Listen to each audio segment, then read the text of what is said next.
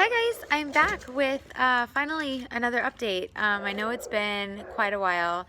I've been crazy busy with school and my kids and everything else. So I told you guys I would post something today. I've had a few comments and messages about when I'm going to post another video. And I decided to get around that today. Excuse me. I have to sneeze. Oh, sorry.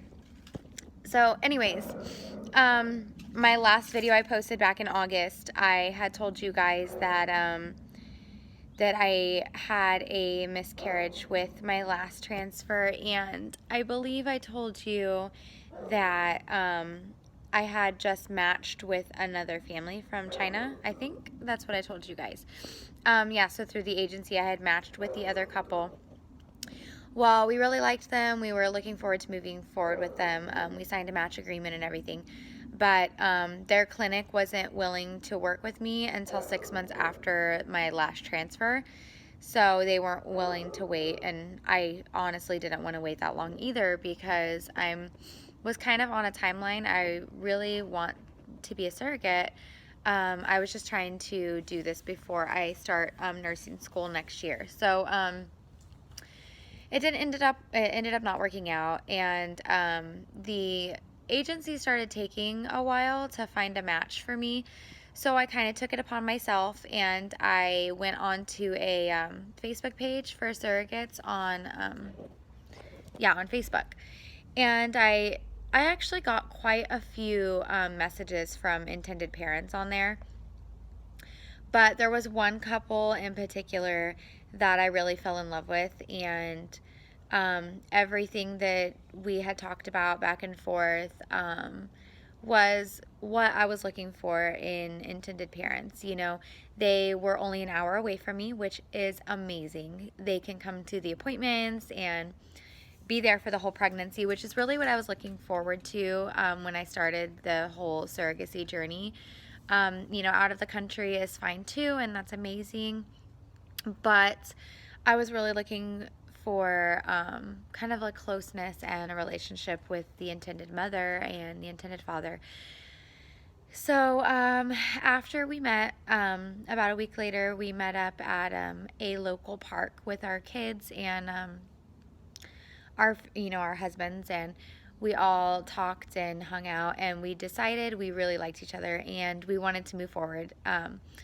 So since it was independence, not through the agency, we did this completely on our own.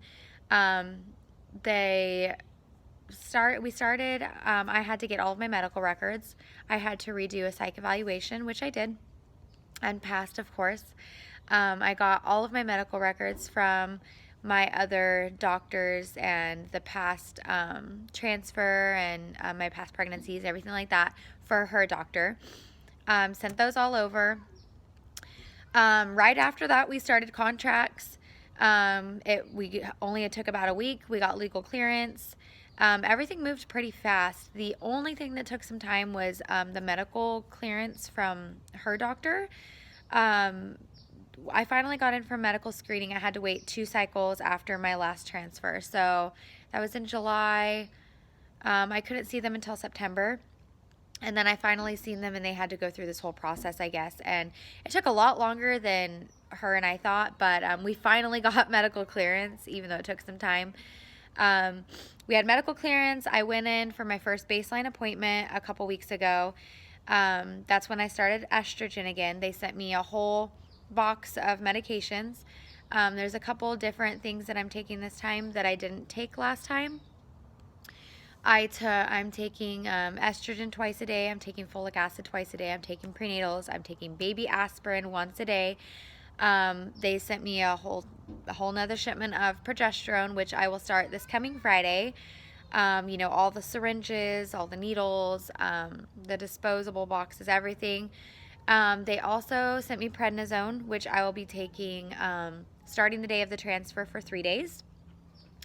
And I will be taking azithromycin, which is a antibiotic.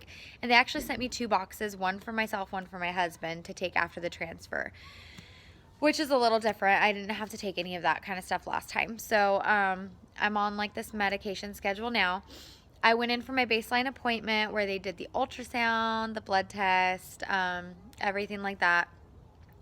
I went in last week for my second ultrasound appointment, and my lining was at 7, which they said was great. It should have been over 6, and so we're right on track for our transfer. I go in one more time this coming Friday for another blood test to check my levels and lining check again. And then next Friday, December 8th, will be our transfer date. So finally, it's happening. I mean, we've been waiting for this since August. So the intended parents and myself are very excited. Everything's going really smoothly. I'm hoping everything works out with this transfer. I have a really good feeling about it. They have, I think, 7 embryos. So if the first transfer fails, we'll try again. Not a problem.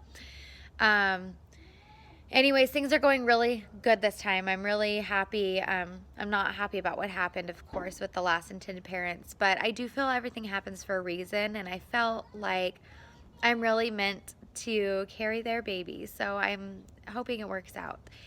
And I will keep you guys updated as often as I can, for every appointment, things like that, every update that I have. I'm sorry I've kind of been MIA. Just a lot has been going on, but I will stay on top of it, and I will let you guys know what happens. If there's any questions or comments or anything you guys have that you feel free to ask. If there's anything you guys want to know about the process or the medications or anything like that, just ask and I will let you guys know. If there's any videos you want to see along the way, let me know and I'll make sure that I post those too. I will post another video when I start my progesterone shots again this week, and I will post about the transfer. Other than that, please share my video, subscribe to my channel, and to stay updated on any of the updates for this coming surrogacy journey.